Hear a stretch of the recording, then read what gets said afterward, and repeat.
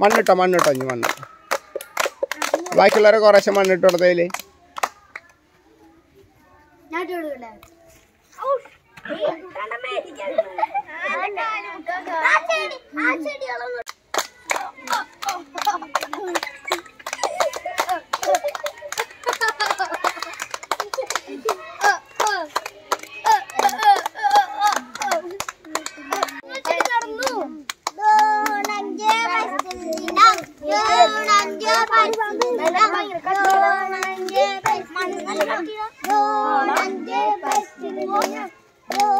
പ്രിയപ്പെട്ട കൊച്ചുമക്കളെ, രക്ഷിതാക്കളെ, അധ്യാപകരെ നമസ്കാരം.